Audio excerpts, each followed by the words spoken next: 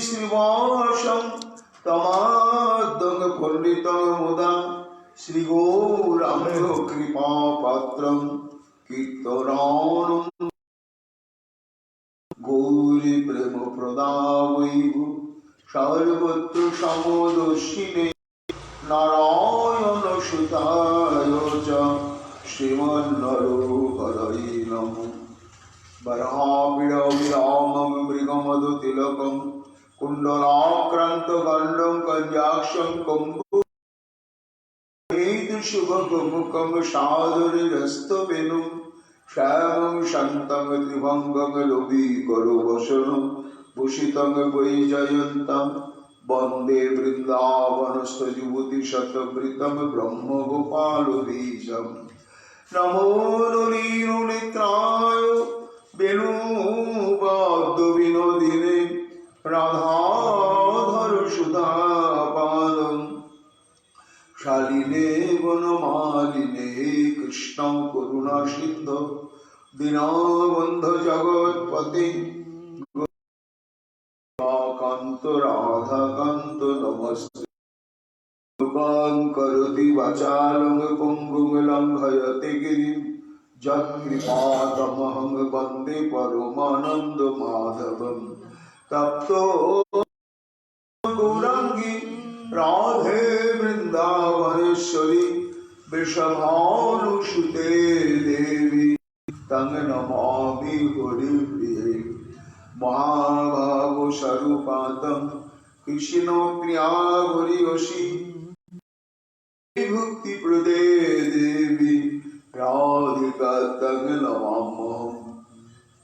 वन्दे नन्दव्रजस्त्रीणां पादरेणुमभिघ्नशो यशां हरिकथादिगीतं पुनाति भुवनत्रयम्। चतुर्वदनो ब्रह्मा दिवाहुरो बलि अभालोचनो शम्भुर् भगवान् बदरायणि यं प्रभजन्तमनुपेदमपेदकृतं देवाः कातुरयजहाव पूत्रिति तन्मयात् सर्वभूतहृदयमुनिमानतस्मै तमादिदेवं करुणानिधानं तमालवर्णं श्वेतावतारम् अपार संसार समुद्र सेतुं भजामहे श्रीभागवतं।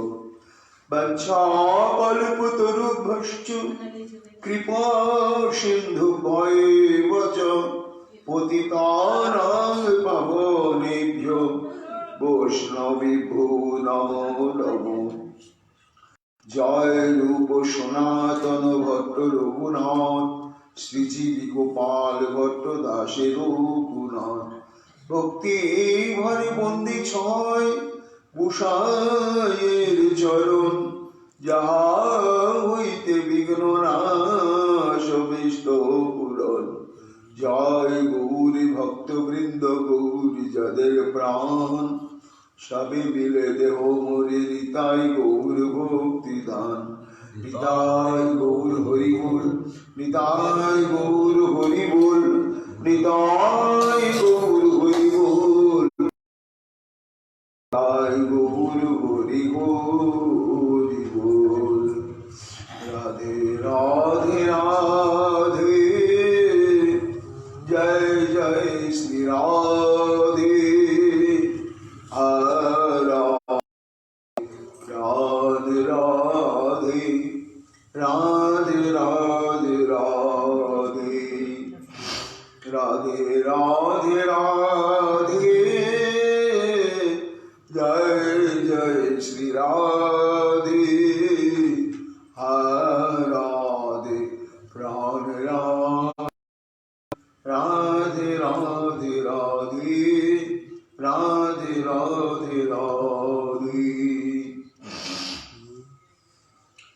युधिष्ठिरायापि महाप्रतिष्ठा लोकोदयत्कृष्टतरा प्रदत्ता तथा जरासन्धवधादिना च হিমায়তি নাতমন এব কীর্তি।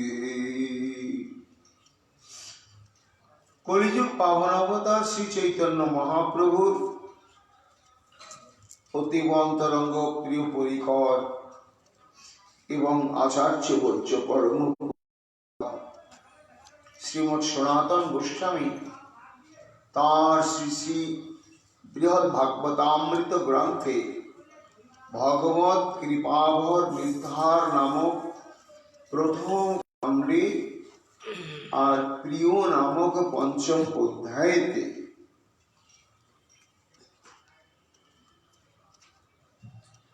প্রসঙ্গটি বর্ণনা করছেন যে ভগবানের কৃপার মধ্যে কে তাকে অনুসন্ধান তৎপর হয়ে দেবর্ষি নারদ এগিয়ে চলেছেন।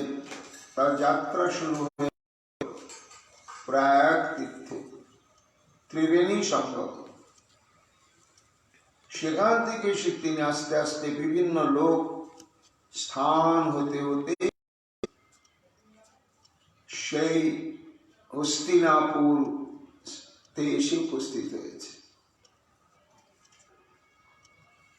কেননা তিনি জানতে পেরেছেন যে সেই করুণাঘন বিগ্রহ শ্রী ভগবানের একমাত্র পরিপূর্ণতম কৃপানির্ভর পাত্রই হচ্ছে এই পঞ্চ পাণ্ডব এবং তার পরিবার বৃন্দ।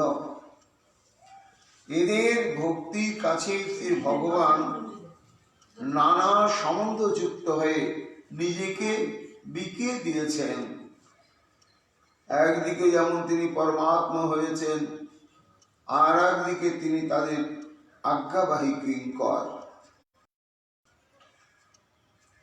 যে সবসময় প্রভুর কাছে গলনিকৃত বাসে তৎপর থাকে কিং করমি কিং করমি কিং করমি কিং করমি। এই সেবা মানসতা নিয়ে যে অপেক্ষা করে তাকে বলা হয় কিঙ্কর। ঠিক তদনুরূপী অখিল ব্রহ্মাণ্ডের একমাত্র যিনি সেব্য তত্ত্ব, সেই পরম সেব্য তত্ত্ব হয়েও তিনি পঞ্চ পাণ্ডবের কিঙ্কর। সেই কথাই বলছেন দেবর্ষি নারদ যে হ্যাঁ, তাহলে ব্রহ্মাণ্ডের শ্রেষ্ঠ ভক্তই হচ্ছে পঞ্চ পাণ্ডব, আর সর্বাপেক্ষা সর্বশ্রেষ্ঠ ভক্তের চরণাশ্রয় করা অনুগত হয়ে থাকাতে শ্রী ভগবানকে বেঁধে ফেলা সক্ষম হবে।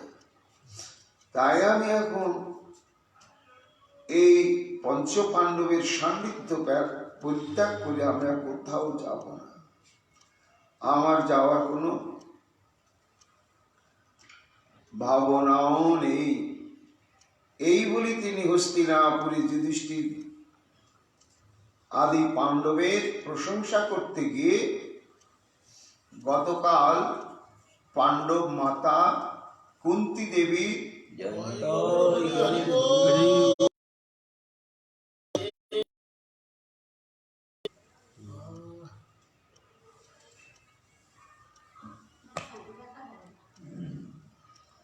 কুন্তি দেবীর হৃদয়ে শ্রীকৃষ্ণের যে প্রেম, সেই প্রেমের প্রভাব কেমন, প্রেমের অভিব্যক্তি কেমন, সেটি একমাত্র পাণ্ডব জননী কুন্তি দেবীর মধ্যেই অপ্রত্যাশিত ভাবে দেখা গিয়েছে। এই শ্রেষ্ঠ কৃষ্ণ ভক্তি সম্পর্কে গতকাল দেবর্ষি নারদ বিস্তৃত আলোচনা করেছেন। সেই কুন্তি দেবী আনুগত্যে পুত্ররূপে যারা রয়েছেন তাদের মধ্যে অন্যতম হচ্ছেন জ্যেষ্ঠ পাণ্ডব যুধিষ্ঠির, ধর্মরাজ যুধিষ্ঠির। তাই দেবর্ষি নারদ বলছেন, সে দেখো যুধিষ্ঠির, শ্রীকৃষ্ণ কি করেছে তোমার মহাপ্রতিষ্ঠা, তোমাকে মহাপ্রতিষ্ঠা দান করেছে। কি সেই প্রতিষ্ঠা?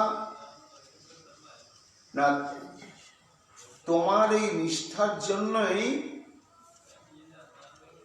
সুরসিক বিচারজ্ঞ বিদগ্ধ কৃষ্ণ ভক্ত তোমাকে উপাধি দিয়েছে হরিদাস বর্জ্য। অর্থাৎ ব্রহ্মাণ্ডে যত যত শ্রীহরির দাসানুদাস রয়েছে, এই সমস্ত দাসানুদাসের মধ্যে একমাত্র উৎকৃষ্ট হরির দাসকে মহারাজ যুধিষ্ঠির। শুধু তাই নয়, লোকোদ্বয় উৎকৃষ্ট তারা প্রদাত্তা। তোমার প্রেম ভক্তিতে শ্রীকৃষ্ণ এতই প্রসন্ন হয়েছেন হে মহারাজ যুধিষ্ঠির, যে তোমাকে তো ইহলোকে চরম প্রতিষ্ঠা প্রদান করেছেন এবং লোকোদ্বয় কৃষ্ণ তারা প্রদাত্তা। আবার পরলোকে পৃথিবী এবং নশ্বর দেহ পরিত্যাগ করে যুধিষ্ঠির তুমি যে নিত্য স্বরূপে নিত্য স্থানে যাবে, তোমাকে কত কৃপা করেছেন শ্রী ভগবান যে তুমি সেই নিত্য স্থানে নিত্য ধামে গিয়েও চরম উৎকৃষ্ট রতেই প্রাপ্ত। ইহকাল পরকাল কালেতেই সর্বোৎকৃষ্ট গতিদাতা শ্রীকৃষ্ণ।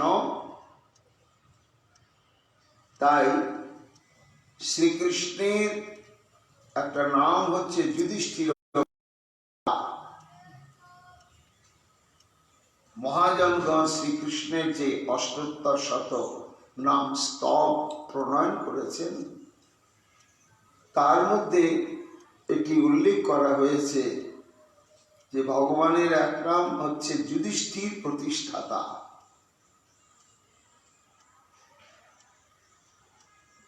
তাহলে তোমার ইহলোক এবং পরলোকে যত খ্যাতি প্রতিপত্তি বিস্তার করেছেন ওই শ্রী গোবিন্দ। চিন্তা করো যুধিষ্ঠির, তাহলে তোমার প্রতি শ্রী ভগবানের এই যে দুর্বলতা, এর পেছনে কি রহস্য রয়েছে? সে একটাই রহস্য হচ্ছে তোমার প্রেম শ্রী ভগবানকে ওই ভূমিতে টেনে নামিয়ে আনতে বাধ্য করেছে। এখানে তোমার অন্তরস্থিত প্রেমেরই মহিমা যুধিষ্ঠির। তাই তুমি এই মর্তলোকে যেমন সবার সম্মানীয়, পূজিত, পূজনীয় এবং তুমি কোনো দৃষ্টান্ত এবং সিদ্ধান্ত স্থাপন করলে পৃথিবীর সবাই নতমস্তকে মেনে নেয়, এইভাবে তোমার ইহকাল এবং পরকাল, ইহলোক এবং পরলোকের খ্যাতি প্রতিষ্ঠা বাড়িয়েছেন শ্রী গোবিন্দ। কেন বলতো? তোমাদের প্রতি গোবিন্দের দুর্বলতা না, হেতুই হচ্ছে তোমরা গোবিন্দকে যেভাবে ভালোবেসেছ, এই ভালোবাসার মর্যাদা রক্ষা করতে গিয়ে তোমাকে ইহলোক এবং পরলোকের প্রতিষ্ঠা প্রদান করেছে। শুধু তাই নয়, তোমার পরবর্তী যে কনিষ্ঠ ভ্রাতা মহাবলশালী ভীমসেন, এই ভীমসেনকে দিয়েও শ্রীকৃষ্ণ জগতেশীয় মহিমা, তিনি যে কতটা কৃপাময়, বৎসল, সেটি জগতে প্রচার করেছেন। কাকে দিয়ে? ভীমসেনকে দিয়ে। ভীমসেনের মহিমা কোন বৃত্তান্তকে, কোন ঘটনাকে কেন্দ্র শ্রীকৃষ্ণ বাড়িয়ে দিয়েছিলেন? জরাসন্ধ বধাদিনা চ ভীমায় তেনাত্মন ইব কীর্তি।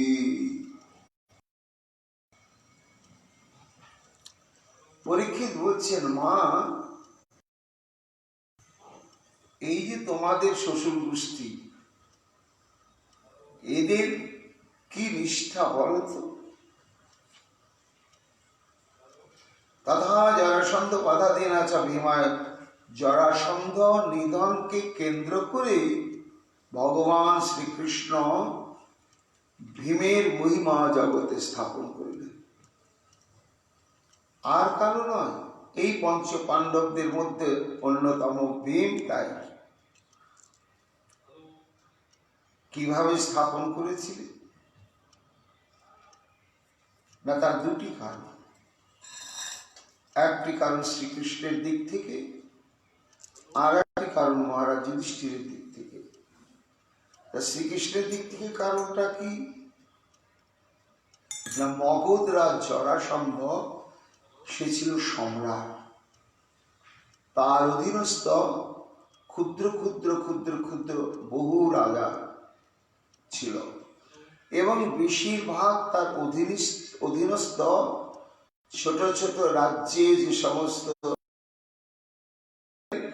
এরা জন্মসূত্রে সবাই কৃষ্ণ ভক্ত। তাই ভক্তিকে আশ্রয় করে করতে করতে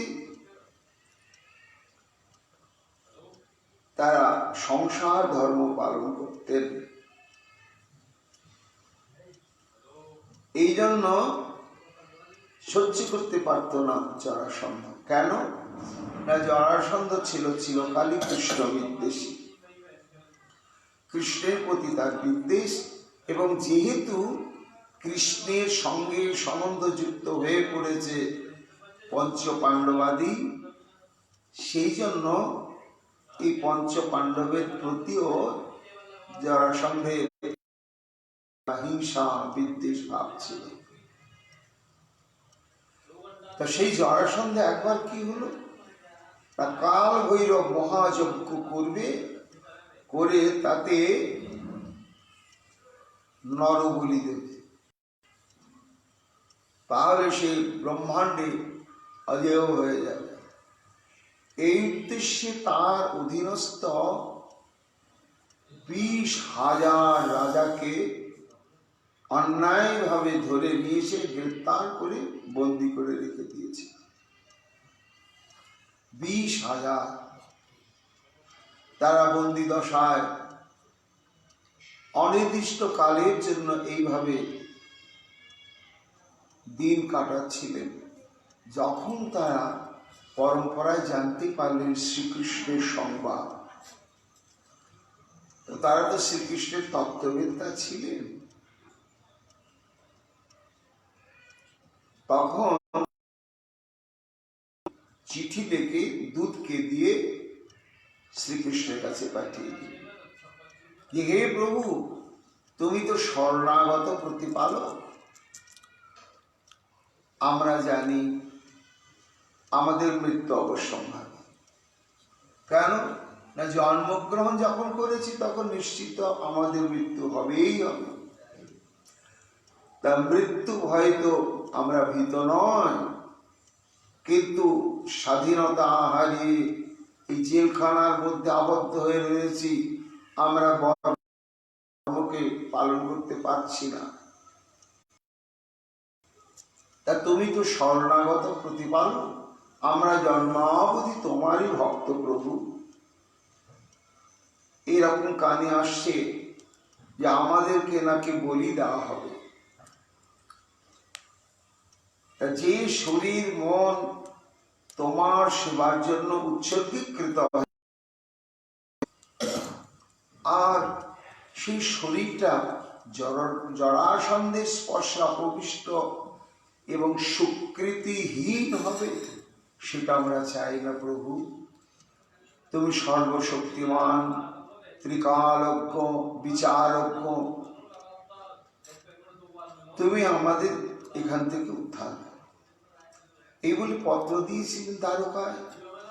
সেই পত্রটি পাওয়ার পরেই শ্রীকৃষ্ণ মনে মনে চিন্তা করছিলেন যে এই জরাসন্ধকে নিধন করতেই হবে, আর ওই বন্দি দশায় অবস্থান করছে 20,000 রাজা, তাদেরকে উদ্ধার করতে হবে। কিন্তু কখন কিভাবে উদ্ধার করব এটাই চিন্তা করছিলেন। এর মধ্যে এই জরাসন্ধ নিহত হওয়ার আরো একটা দ্বিতীয় কারণ ঘটল, যে তিনি রাজসূয় আয়োজন করলেন এবং সেটি পরিপূর্ণ শ্রীকৃষ্ণের ইচ্ছাতেও এবং শ্রীকৃষ্ণের অনুমোদনে। তার রাজসূয় যজ্ঞ কেন করা হয়? কারা করে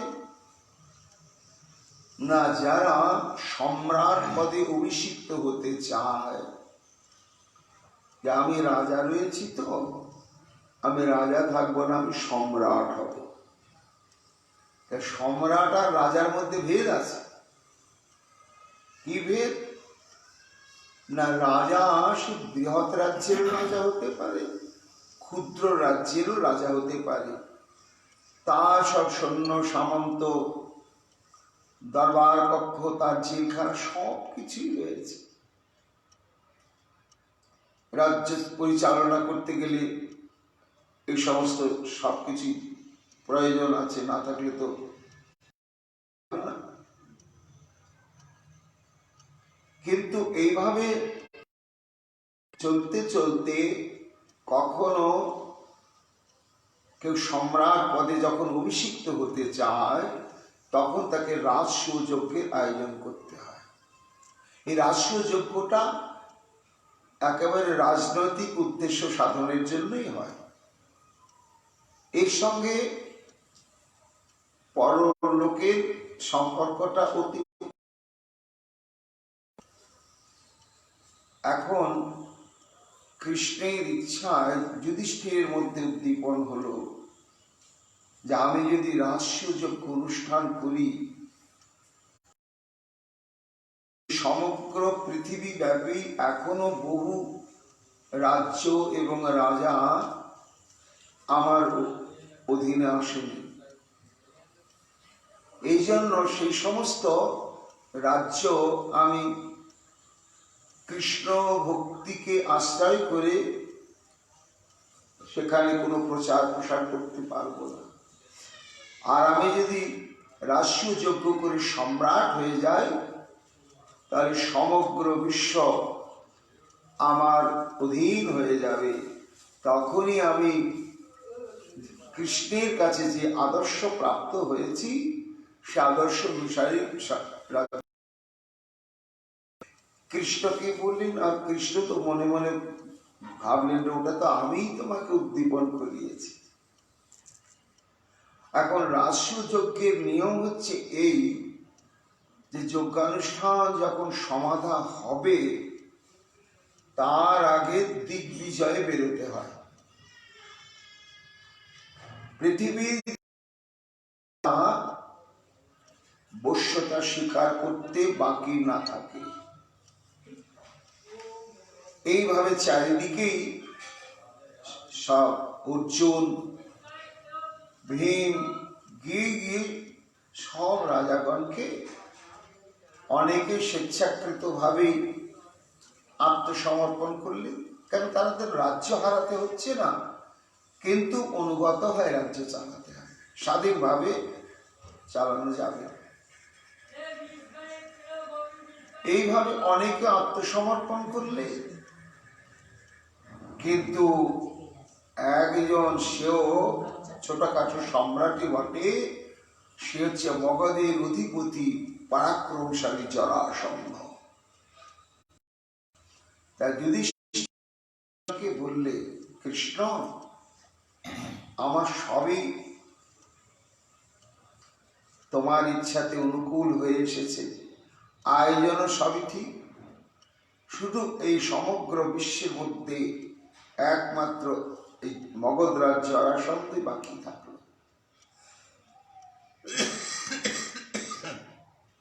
হয় তাকে আমার অধীনতা স্বীকার করে আত্মসমর্পণ করতে হবে, আর না হলে তাকে নিহত হতে হবে। তা কৃষ্ণ এই উপায়। শ্রীকৃষ্ণ তখন মনে মনে ভাবলেন, আমিও তো সেই সুযোগটাই করছি, কারণ ওই বন্দি 20,000 রাজা আমাকে, তাতে তাদের যে কষ্ট আমি সেটা মর্মে মর্মে অনুভব করছি। এই জন্য আমার ইচ্ছা জরাসন্ধকে উদ্ধার করব, কিন্তু একটা তো কারণ চাই, সে কারণটাই হয়ে গেল যুধিষ্ঠিরের রাজসূয় যজ্ঞ। তখন শ্রীকৃষ্ণ যুধিষ্ঠিরকে বললেন, দাদা তুমি কোনো চিন্তা করো না, আমি ভীম অর্জুনকে নিয়ে মগধ সাম্রাজ্যের যে রাজধানী গিরিব্রজ, সেখানে আমি একটু ছলাকলাকে আশ্রয় করে উপস্থিত হচ্ছি, যাতে রক্তক্ষয়ী সংগ্রাম না করেই জরাসন্ধকে উদ্ধার করা যায়। যুধিষ্ঠির বললেন, দেখো কৃষ্ণ, সেটি একমাত্র তোমার উপরে নির্ভরশীল। শ্রীকৃষ্ণ মনে মনে ভাবছেন, এক কাজে আমার দুটো উদ্দেশ্য সাধন হবে, ওই 20,000 রাজাদের উদ্ধার হবে, আর রাজসূয় যজ্ঞটুই সুসমাধা হবে। জরাসন্ধ যদি উদ্ধার হয়, তখন অর্জুন এবং ভীম ব্রাহ্মণের বেশ ধারণ করবে, ঘোর বেলা রাজপ্রাসাদে গিয়ে উপস্থিত হয়েছে জরাসন্ধের। হরি ওম হরি ওম হরি ওম। আর জরাসন্ধ খুব ব্রাহ্মণ ভক্ত ছিল। এইবার ঘুম থেকে উঠেই স্নান তর্পণ ইত্যাদি সেরে তার উপাসনা মন্দির থেকে বেরিয়ে দেখছেন 3 জন ব্রাহ্মণ। হরি ব্রাহ্মণ, সুপ্রভাত কালী ব্রাহ্মণের দর্শন। তাড়াতাড়ি তাদেরকে সম্মান দেখিয়ে বসার ব্যবস্থা করে দিলেন। মর্যাদা রক্ষার জন্য যা যা কৃত্য আছে সব সমাধা করলেন, করে বললেন যে এই সুপ্রভাত কালে আজ আমার প্রাসাদ ধন্য হয়ে গেল ব্রাহ্মণের পদধূলি পড়ে, তা বলুন আমি কোন সেবায় লাগতে পারি। তখন শ্রীকৃষ্ণ বলছেন, মহারাজ আপনি তো মহাদাতা, প্রার্থীগণের প্রার্থনা পূরণ করে থাকেন, আর আপনার মতো রাজাগণের এটাই ধর্ম হওয়া উচিত যে প্রার্থীগণের প্রার্থনা পূরণ করা।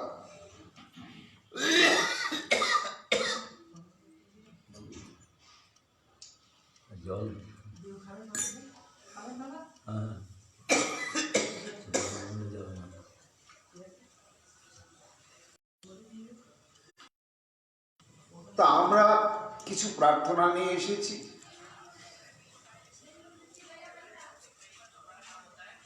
তখন ঘটনাটি বলছে মহারাজ পরীক্ষিত মা উত্তরা দেবীকে। এইবার পরীক্ষিত বলছে, মা শোনো, এই যে জরাসন্ধ ছিল মহাপরাক্রমশালী এবং অজেয়, তাকে জয় করা কারোর দ্বারা সম্ভব নয়। এবং এর নাম জরাসন্ধ কেন, এর পেছনে মা একটি বৃত্তান্ত রয়েছে। সে বৃত্তান্ত কি শোনো। এই জরাসন্ধ পিতা এরা বংশাণু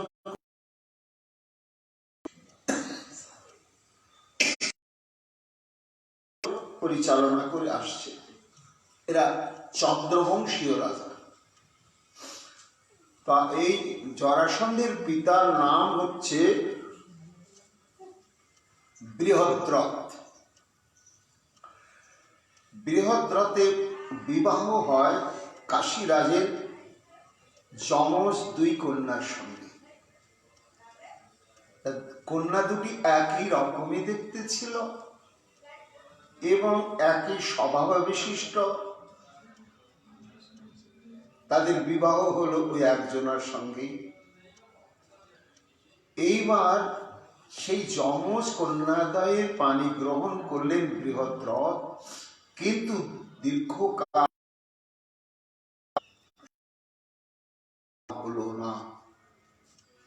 যখন সন্তান সন্ততি লাভ হলো না, তখন মহারাজ বৃহদ্রথের মধ্যে একটা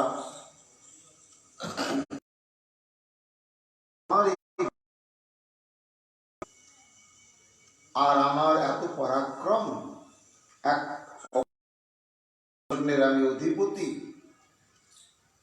আমি বিখ্যাত যোদ্ধা, তা আমার বংশে এরকম কেউ হবে না, এটা কেমন হয়। তখন তিনি চিন্তা করলেন সাধুর কৃপাতে অসম্ভব সম্ভব হয়। তাহলে এরকম কোনো মহৎ ব্যক্তিকে আমাকে অনুসন্ধান করে বের করতে হবে, যিনি ইচ্ছা করলে আমাকে পুত্ররত্ন প্রদান করতে পারবে। অনুসন্ধান করতে করতে এক মহর্ষি সন্ধান পেলেন, তার নাম হচ্ছে চণ্ডকৌশিক মহর্ষি। তিনি খুব পরাক্রমশালী। তখন মহর্ষি চণ্ডকৌশিককে নিয়ে এসে যথাবিহিত ভাবে তার পূজা অর্চনা করে তাকে সন্তুষ্ট করলেন, করে তার মনোবেদনার কথা তার কাছে সমস্ত খুলে বললেন। তখন মহর্ষি চণ্ডকৌশিক বলে, ঠিক আছে, তোমার তো কর্মফল অনুসারে পুত্ররত্ন নেই, কিন্তু তবু ভগবত ইচ্ছায় আমি চেষ্টা করব। এই বলে তিনি যাগ যজ্ঞ তন্ত্র মন্ত্র পুরস্কারণ ইত্যাদি করলেন, করে একটি আম্রফল আম মন্ত্রপুত করলেন, করে বললেন, হে বৃহদ্রথ, তোমার যজ্ঞ তুমি মনে করবে, এই ফলটি প্রাতঃ স্নান উপবাস মন্ত্র জপাদি করে এই ফলটি ভোজন করবে, তাহলে সে গর্ভবতী হবে এবং পুত্রের জননী হবে। পরীক্ষিত বলছে, মা, এদিকে যখন সেই মহর্ষির আরাধনা করে পুত্র কামনা করতে শুরু করেছিলেন, তখন দুই রানীর কাছেই প্রতিশ্রুতি দিয়েছিলেন বৃহদ্রথ, যে ওই সাধু বাবা যদি কিছু দেয় তাহলে দুজনকেই আমি দেব। এখন ফল সেই মন্ত্রপুত ফল তো একটা, কিন্তু দুজনকেই দিতে হবে, কি হবে তাহলে? তখন মহারাজ বৃহদ্রথ বললেন, তোমরা ওটাকে সমান দুই ভাগে ভাগ করে দুজনেই ভোজন করে নাও। হরি বল। তারা খুব পবিত্র ভাবে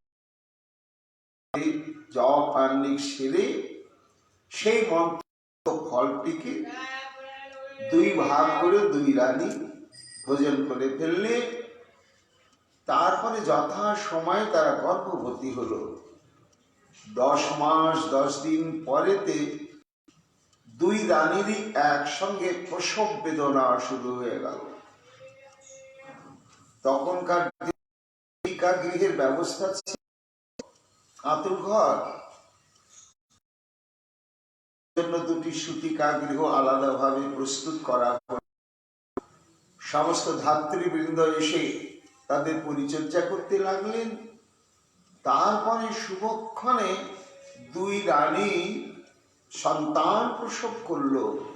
কিন্তু সন্তান প্রসব হওয়ার পরে দুই সূতিকা গৃহ থেকে কান্নার রোল। মহারাজ বৃহদ্র ছুটে এলেন, কি হলো রানী, আমার পুত্র কেমন হয়েছে? বলে, মহারাজ এই দেখো। কি না, দুই রানীর কাছে অর্ধেক অর্ধেক শরীর এবং তার কোনো প্রাণের সঞ্চার নেই। অর্ধ শরীর সন্তান, এই অর্ধ শরীর বিশিষ্ট সন্তান দিয়ে কি হবে? আর এর তো প্রাণেরও কোনো সঞ্চার নেই। রাজা তো খুব দুঃখিত হয়ে গেলেন আর চিন্তা করলেন, তাহলে মহাপুরুষের বাণী কি ব্যর্থ হবে? কিন্তু যা হবার তো হয়েই গেল। তখন কি আর করা যাবে? ওই আতুর ঘর থেকে খণ্ডিত দেহ দুটিকে দুই রানী হাতে শ্মশানে নিয়ে চলে গেল, ফেলে দিতে হবে। এই গিয়ে সঙ্গে সঙ্গে বৃহদ্রথ চলল। শ্মশানে ওই দুটি শরীর, অর্ধ অর্ধ শরীরকে তারা পরিত্যাগ করে স্নান আদি করে খুব বিষণ্ণ বদনে ধীরে ধীরে ফিরে আসছে। আর দৈবক্রমে জরা নামে একটি রাক্ষসী, সে ঘুরছিল, ঘুরতে ঘুরতে ওই শ্মশানে গিয়ে উপস্থিত হয়েছে। হয়ে দেখছে খণ্ডিত দুটি দেহ, একেবারে সদ্যজাত শিশু। আরে আশ্চর্য তো, দেখছে এটার অর্ধেক এটার অর্ধেক, একবারে সমান ভাগ, মানে ভাগে ভাগ করা। এক কান, এক নয়ন, নাকের একটা ছিদ্র, মুখের অর্ধেক, একদিকের হাত, একদিকের পা, একদিকে আর একদিকে। তখন দুই হাত দিয়ে দেখছে, দেখতে দেখতে দুটোকে এমনি করে দিয়েছে। আর যেই দিয়েছে কিনা আর জোড়া লেগে দিয়েছে। আর যেই জোড়া লেগেছে আর উনি লড়তে চড়তে শুরু করলে, ওয়া ওয়া করে কাঁদতে শুরু করলে। তখন জরা রাক্ষসী গেল। রাক্ষসী হলেও তখন ওই সন্তানের প্রতি তার চরম বাৎসল্য মমত্ব বোধ এসে গেল। তখন তাকে সে না ভক্ষণ করলো, না কোনো অনিষ্ট করলো।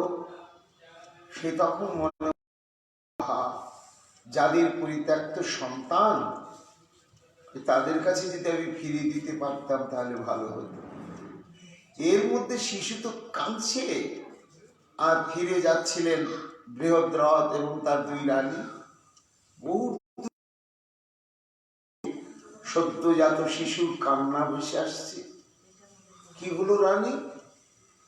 শ্মশানে সদ্যজাত শিশুর কান্না আসছে কেন? চলো তো, চলো তো, চলো। গিয়ে উপস্থিত হয়েছে। তখন সেই জরা বললে, মহারাজ বৃহদ্রথ, এ তোমারই ঔরজাত সন্তান, এ খণ্ডিত হয়ে জন্মগ্রহণ করেছিল। আমার দ্বারাই সংযোজন হলো বলে এর নামকরণটা কিন্তু আমি করে দিলাম। এই নামকরণই তোমরা কিন্তু করবে। আর এবং আমার বরে, আমার আশীর্বাদে তোমার এই পুত্রটি সমগ্র বিশ্বে হবে অপরাজেয়। একে কেউ পরাজয় করতে পারবে না, মহাশক্তিশালী হবে।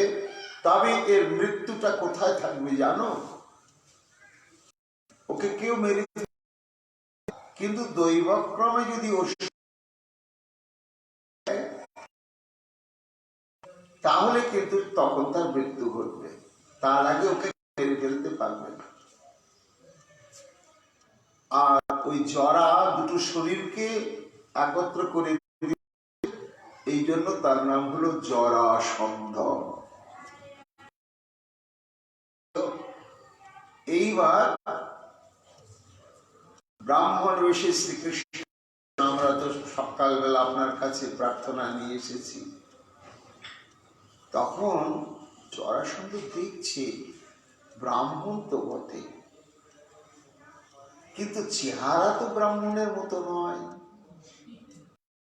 শরীর দেখে মনে হচ্ছে এরা বলিষ্ঠ ক্ষত্রিয়, এবং এদের বাহুতে ওই ধনু ধারণের চিহ্ন রয়েছে। তাহলে কি এরা কোন ছদ্মবেশী ক্ষত্রিয়ই এই ব্রাহ্মণের বেশ ধারণ করে আমার কাছে প্রার্থী হয়ে এসেছে? আর শুধু তাই নয়, এদিকে চেনা চেনাও মনে হচ্ছে, কোথায় যেন দেখেছি, কোথায় যেন দেখেছি। এইসব চিন্তা করতে করতে জরাসন্ধ ভাবছে, যাক, যদি ভয়ে ব্রাহ্মণের বেশ ধারণ করে আমার কাছে কিছু চাইতে আসে, তো সেটা আমারই জীব। এই জন্য এরা যা চাইবে আমি অকাতরে তাই এদেরকে প্রদান করব। তাতে যদি আমার এই প্রিয় দেহটাও এরা চেয়ে বসে, আমি দান করব। কেন না, এই দেহ দানের জন্যই, ভোগের জন্য নয়। তাই হয় ব্রাহ্মণ সেবায় লাগু, আর না হলে ক্ষত্রিয় সেবায় লাগু। এই চিন্তা করে তখন বললেন, তাহলে খুলে বলুন আপনারা কি প্রার্থনা নিয়ে এসেছেন। তখন শ্রীকৃষ্ণ বললেন, হে মহারাজ, আপনি তো মহাজ্ঞানী, আপনার কাছে আমরা যুদ্ধ ভিক্ষা চাইছি। তখন তো জরাসন্ধের সন্দেহটা কাজে লেগে গেল, ব্রাহ্মণ তো যুদ্ধ ভিক্ষা চাইবে না, তাহলে এদের চেহারা দেখে মনে হচ্ছিল ক্ষত্রিয় ক্ষত্রিয়, এরা নিশ্চয়ই ক্ষত্রিয়। তখন জরাসন্ধ বললেন, হে ব্রাহ্মণগণ, ব্রাহ্মণ কখনো যুদ্ধ ভিক্ষা চায় না, আপনাদের প্রকৃত পরিচয় প্রদান করুন। তখন শ্রীকৃষ্ণ বললেন, আমি সেই কৃষ্ণ যাকে তুমি 17 বার আক্রমণ করেছিলে মথুরায়, আর এই অর্জুন, আর এই ভীম। তখন তো একেবারে হো হো করে হেসে উঠলে, ও এই তোমরা। কিন্তু আমি প্রতিশ্রুতিবদ্ধ। ঠিক আছে, তাই হবে। তখন শ্রীকৃষ্ণ বললেন, তাহলে যুদ্ধটাকে 3 জনের সঙ্গেই হবে। তোমার সঙ্গে তো তুমি তো ভীরু কাপুরুষ, আমার ভয়ে পালিয়ে গিয়ে সমুদ্রের মধ্যে দুর্গ নগরী করে বসবাস করছে। আর ওই অর্জুন প্যাকাটের মতো চেহারা, ওর শারীরিক বল আছে নাকি? ওর সঙ্গে কি যুদ্ধ করব?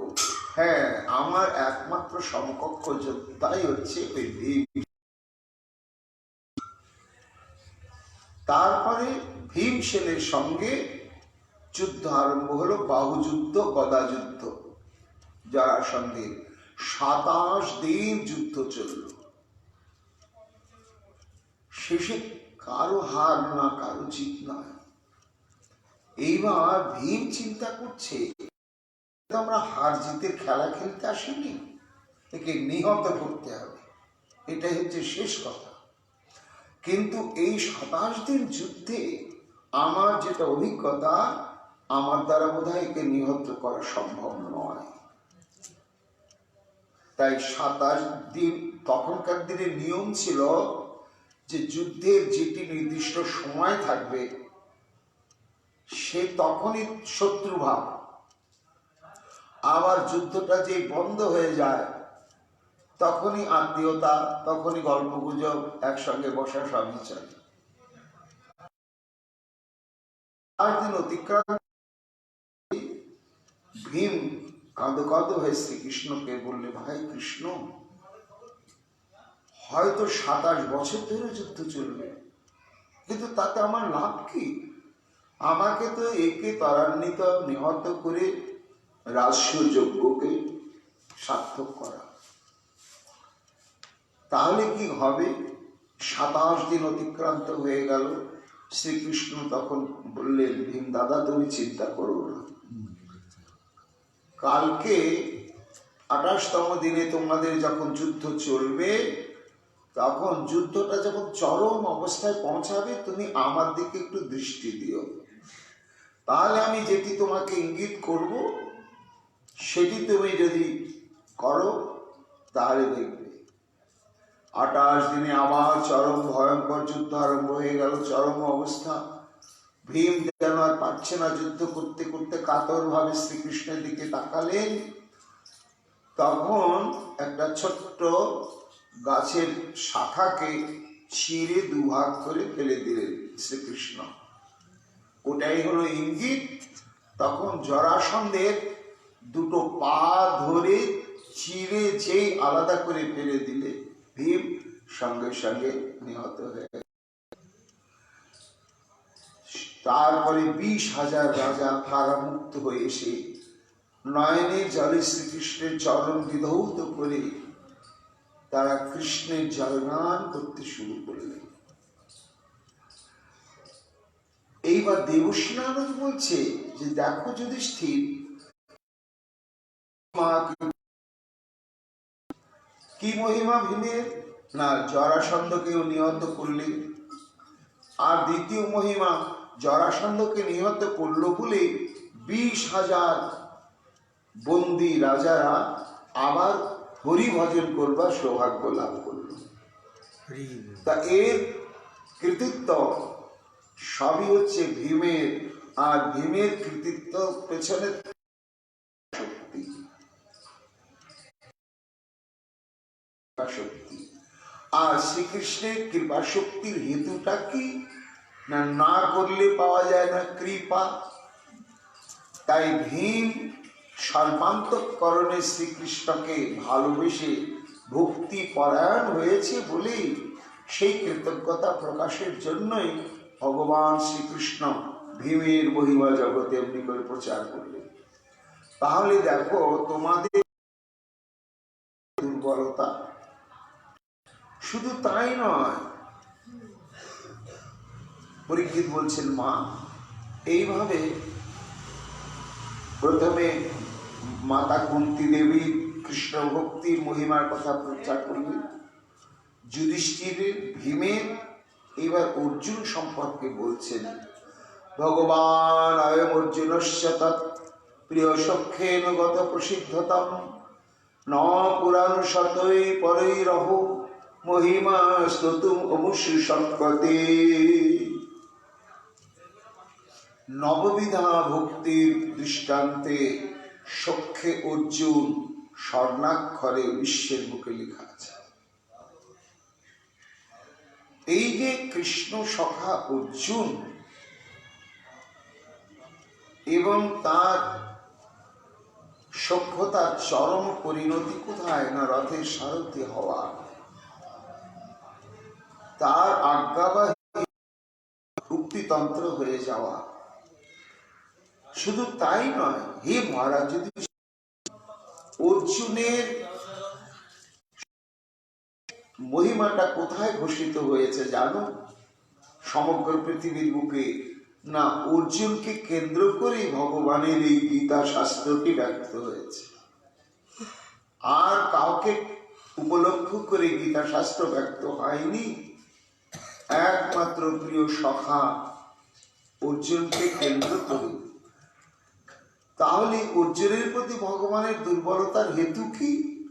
হেতু একটাই, যে অর্জুন যেভাবে শ্রীকৃষ্ণের কাছে আত্মসমর্পণ করে যেভাবে শ্রীকৃষ্ণকে ভালোবেসেছে, সেই ভালোবাসা, সেই প্রেমের প্রতিদান স্বরূপ তাকে প্রিয় সখারূপে অঙ্গীকার করে নিয়ে সমগ্র ব্রহ্মাণ্ডে তার মহিমা এইভাবেই প্রতিষ্ঠা করে দিয়েছেন শ্রীকৃষ্ণ।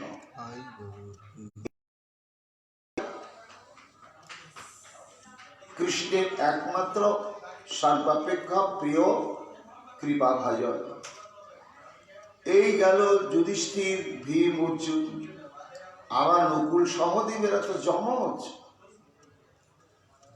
এই জন্য এদের দু ভাইয়ের স্বীকৃতি এক সূত্রে বাঁধা। এই স্বীকৃতির হেতুটা কি?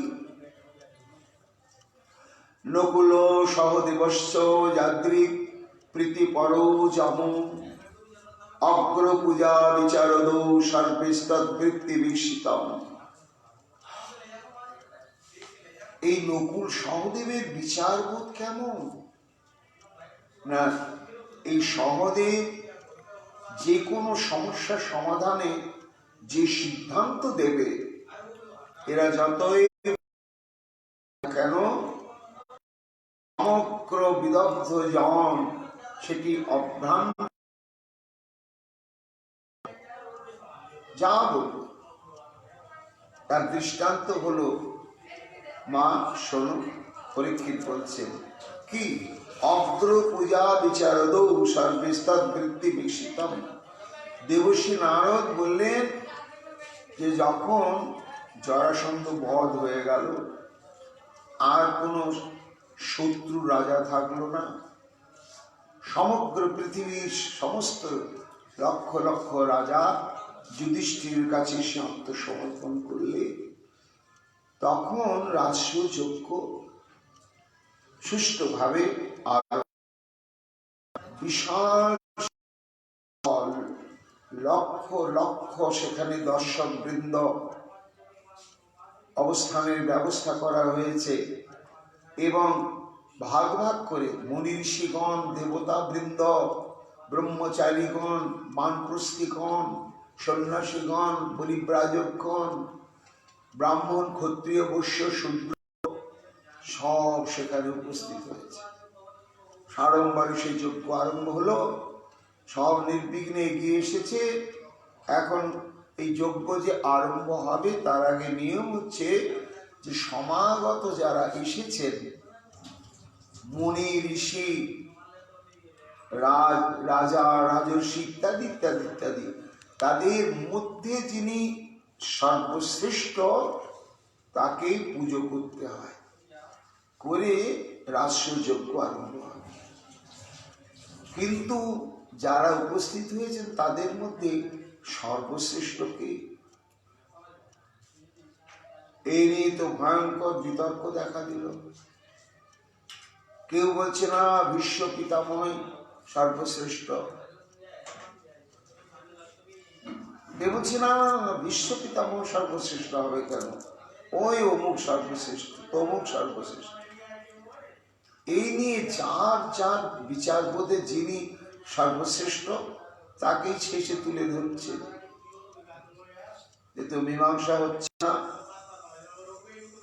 তখন হঠাৎ মনে হলো, ও একজনের সিদ্ধান্ত সবাই মেনে নেবে, সেটা কে না সহদেব। সহদেব এই বিশাল রাজস্ব সভাতে যে সিদ্ধান্ত বলবে সেটা সবাই মানতে বাধ্য হবেই হবে। তখন যুধিষ্ঠির গিয়ে বললে, ভাই সহদেব, আমরা তো নির্ধারণ করতে পারছি না, আর না হওয়া পর্যন্ত যজ্ঞের অনুষ্ঠান শুরু করা যাবে না। তাহলে এই মহতী সভায় শ্রেষ্ঠ পুরুষকে তোমার বুদ্ধিতে, তোমার বিবেকে কাকে মনে হয়? তখন সহদেব বললেন, দাদা তোমরা মানো করো বা না করো,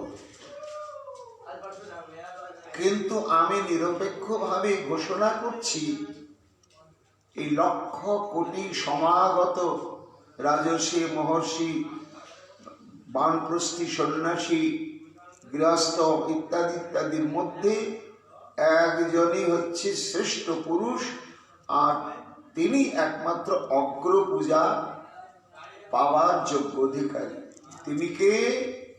অর্হতি যচ্যুত সৃষ্টং ভগবান সত্যতাঙ্গপতি, এষ বৈ দেবতা সর্পা দেশ কাল ধনাদয়। এই যে যাদব শ্রেষ্ঠ ভক্ত বৎসল অচ্যুত শ্রীকৃষ্ণ সবাই যে উপস্থিত হয়েছেন,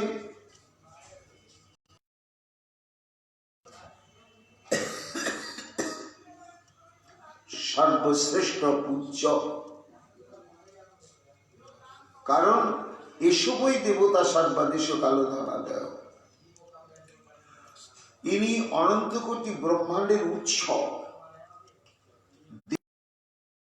বৈভব সম্পদ যত কিছু তার কারণ স্বরূপ হচ্ছেন এই অচ্যুত। ব্রহ্মাণ্ড ভাণ্ডদার দাদা যুধিষ্ঠির, একে যদি পূজা করা হয় তো অনন্ত কোটি ব্রহ্মাণ্ডে যত দেব দেবী ব্রাহ্মণ এবং পূজনীয় যত আছে সবাইকেই পুজো করা হয়ে যাবে। এমন তত্ত্ববিশেষ এই অচ্যুত শ্রীকৃষ্ণ, এবং তিনি অচ্যুত অর্থাৎ তার ভক্তির প্রতি কৃতজ্ঞতাবোধ, ভক্তির প্রতি বাৎসল্য গুণ কোনো পরিস্থিতিতে একেবারে চ্যুত হয় না। তস্মাৎ কৃষ্ণায় মহতি এবং চেত সর্বভূতানাম আত্মশ্চারহরণ ভাবে।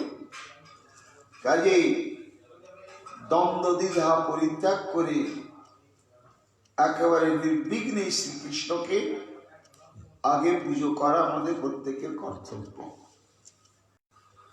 দেবর্ষি নারদ বলছেন যে মহারাজ যুধিষ্ঠির, এরা কে? তোমারই ভাই। আর সেই দিন এই সহদেবের মহিমা সবার কাছে ঘোষিত হয়ে গেল। এই সিদ্ধান্ত সবাই গ্রহণ করলে, একমাত্র শিশুপাল পেরেছিল না, তার জন্য তার কর্মফল ভোগ করতে হয়েছিল। সেই দিন থেকে সহদেবের মহিমা জগতে ঘোষিত হলো, এবং এই মহিমা ঘোষণার পেছনেই হচ্ছে কৃষ্ণের প্রতি সহদেবের ভক্তি শ্রদ্ধা। কৃষ্ণই ইচ্ছা করে সহদেবের মর্যাদাটা জগতে এইভাবে দিলে। তাহলে তোমার মায়ের প্রেম ভক্তির মহিমার কথা বললাম, তোমাদের 5 ভাইয়ের কথা বললাম, এইবার তোমাদের একজন সঙ্গিনী দ্রৌপদী।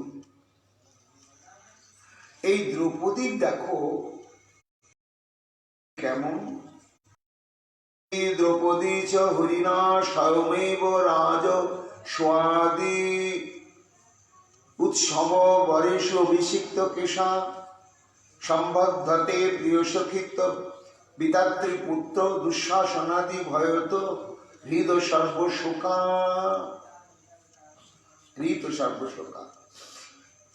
না, দ্রৌপদীর সৌভাগ্য দেখো। রাসু যজ্ঞের বিশাল আয়োজন, বিশাল নিয়মকানুন, তার মধ্যে একটি স্বর্ণকুম্ভ তাকে শতছিদ্র করা, এবং যজ্ঞস্থলিতে সমস্ত যজ্ঞক্রিয়া আরম্ভ হয়ে গেলে সেখানে পবিত্র মন্ত্রপুত জল প্রস্তুত করা হয়। তারপরে যাকে অভিষেক করা হবে তিনি সস্ত্রীক অভিষিক্ত হবেন। অভিষিক্ত হওয়ার পরে তিনি তখন পূর্ণাহুতি প্রদানের জন্য যজ্ঞস্থলিতে যজমান রূপে গিয়ে বসবেন। এইবার অভিষেকটা করেন কে?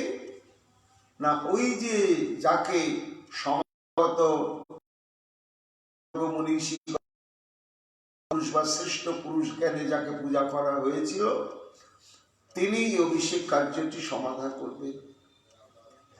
তাই সেটি শ্রীকৃষ্ণ এসে কি হলো না, সেই মন্ত্রপুত জল সেই শতছিদ্র কলসটাকে যুধিষ্ঠিরের মাথার উপরে ধরে তার উপরে জল ঢালা হলো, বৈদিক মন্ত্র উচ্চারণ হতে শুরু করলো।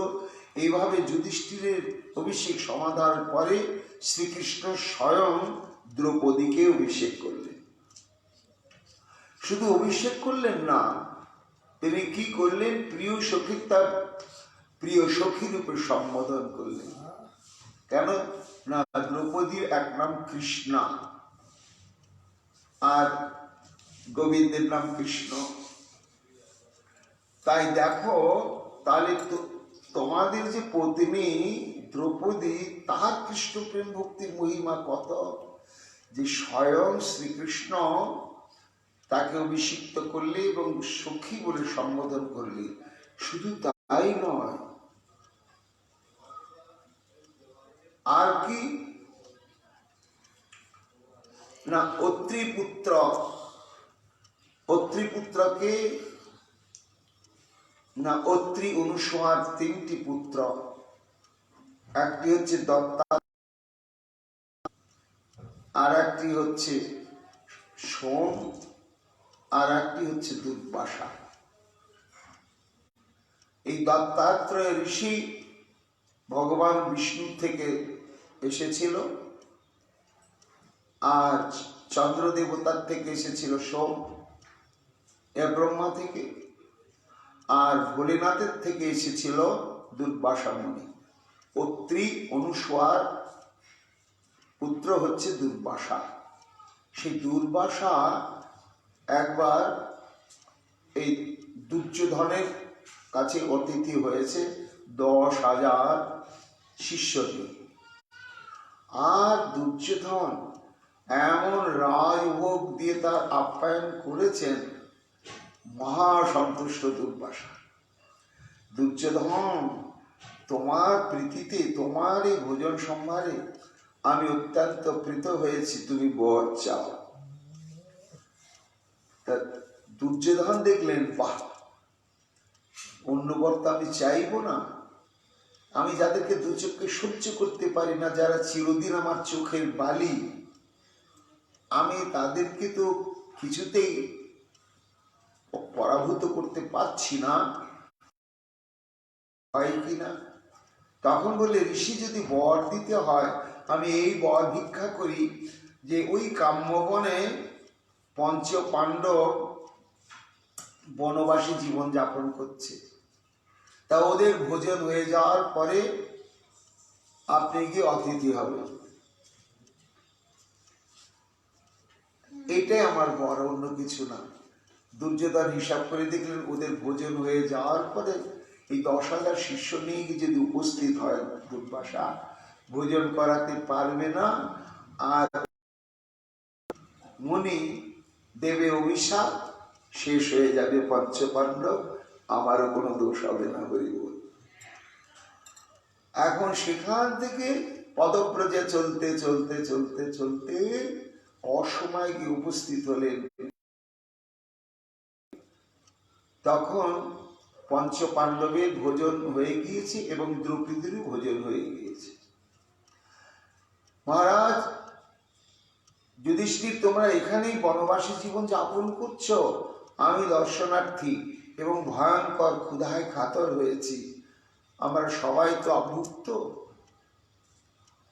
আমরা স্নান করে আসছি যমুনা থেকে, তারপরে আমরা ভোজন গ্রহণ করব। এইবার যুধিষ্ঠির দেখলেন, সর্বনাশ, 10,000 সন্ন্যাসী শিষ্য নিয়ে দুর্বাসা এসেছে, একটা দুটো নয়। আর এই স্নান করতে গেল, আসতে আর কতটুকু সময়। হঠাৎ মনে হল একটা রান্নার হাঁড়ি আছে, তাতে যা রান্না হবে যতই দিতে থাকো ফুরাবে না।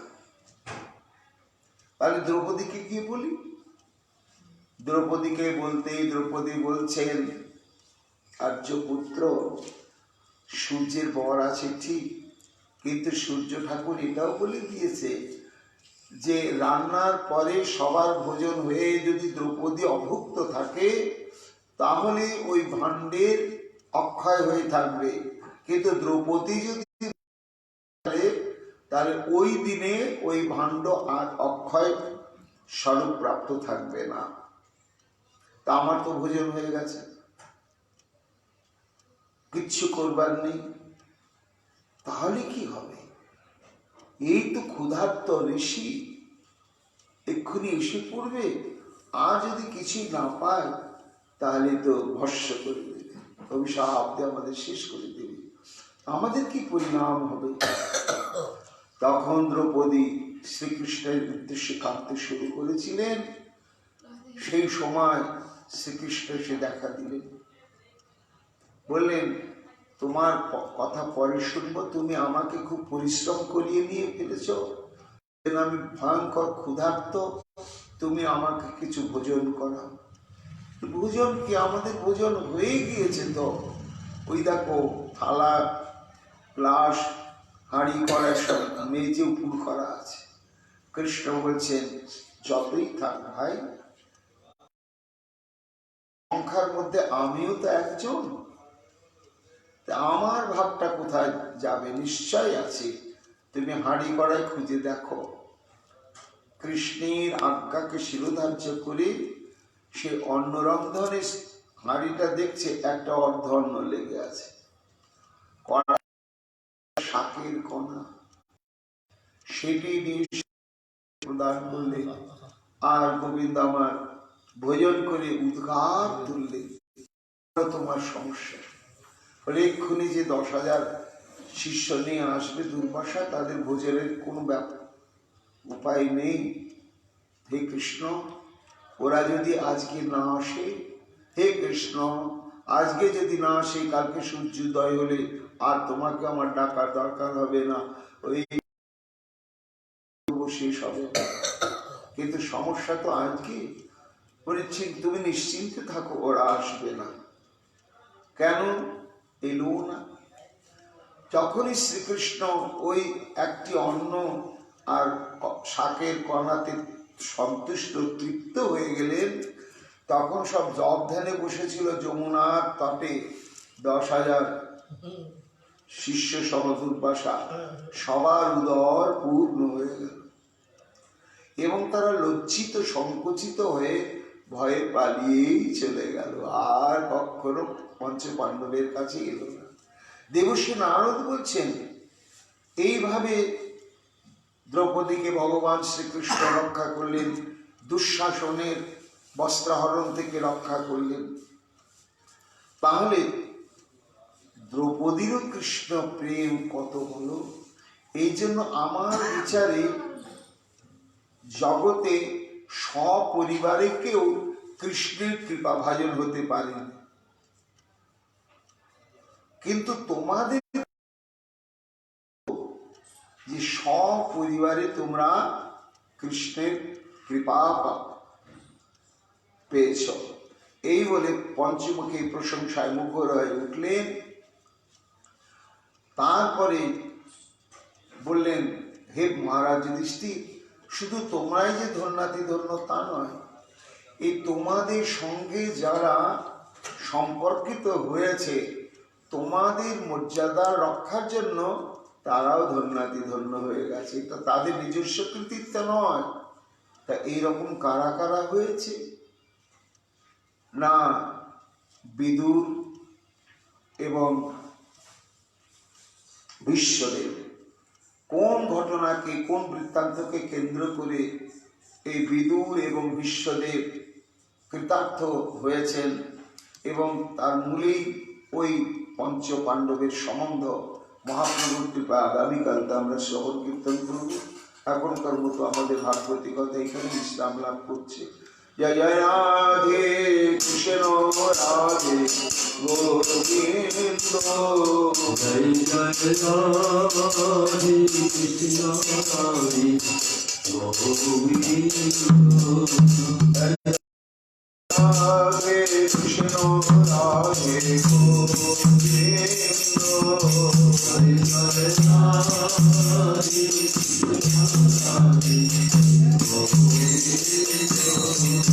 जय जय श्याम सुंदर मदन मोहन वृंदावन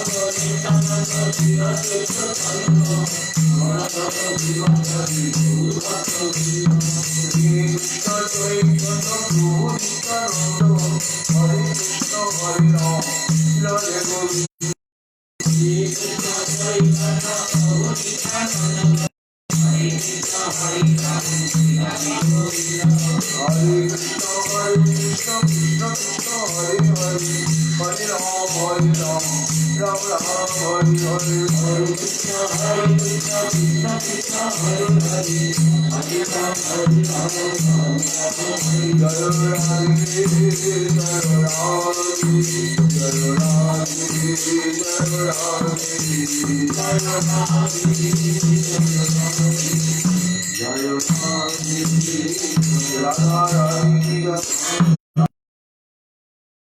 राधा महाराज की शीतल महाप्रभु भागवतामृतम की रामदान गोस्वामी पाद की परीक्षित महाराज की उत्तरा देवी की देवोशी नारद की अनंतकोटि ब्राह्मण वैष्णव की आपन गुरु महाराज की जय जय श्री